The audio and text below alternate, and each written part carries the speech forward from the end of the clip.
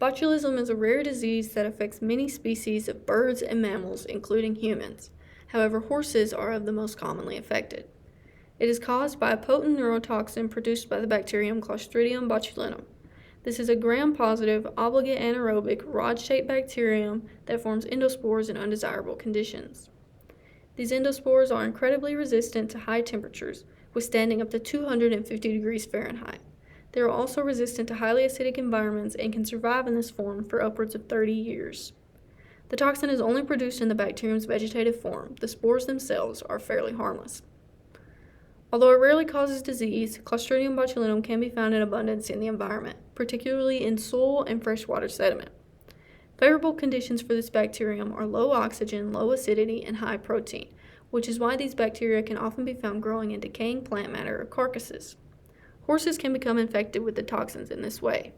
Forage or hay can carry toxins if it is improperly stored or if it came in contact with decaying matter. Feeding hay that has already formed toxin in it is the main way that adult horses are infected. Although very rare in horses, wound botulism can also occur, which is when the bacterium gets in a wound and grows and produces toxins there. Shaker-Foal syndrome is the most common form of equine botulism. This is when Clostridium botulinum endospores are ingested by foals. When they reach the hindgut of the digestive system, the endospores can return to their vegetative state and produce toxins there.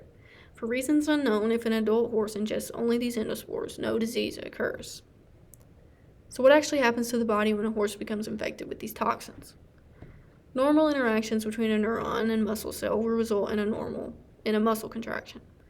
To do this, the end of a nerve cell or neuron gets up close to a muscle cell at the neuromuscular junction.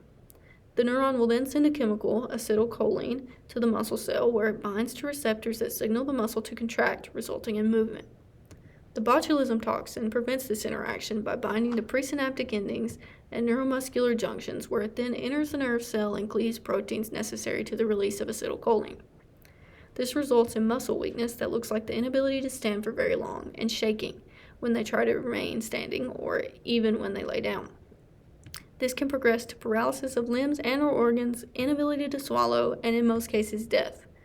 Because these signs can be synonymous with multiple diseases, diagnosis for botulism can be difficult and is often done by ruling out all other possible diseases or issues. So let's talk about treatment. Treatment for this disease entails lots of money and lots of time due to the massive amount of supportive care required. Hospitalization is often necessary for the best outcomes. Affected horses will typically need constant feeding care, IV fluids, and even a sling to assist in standing. Penicillin can also be administered to kill any vegetative bacteria if present.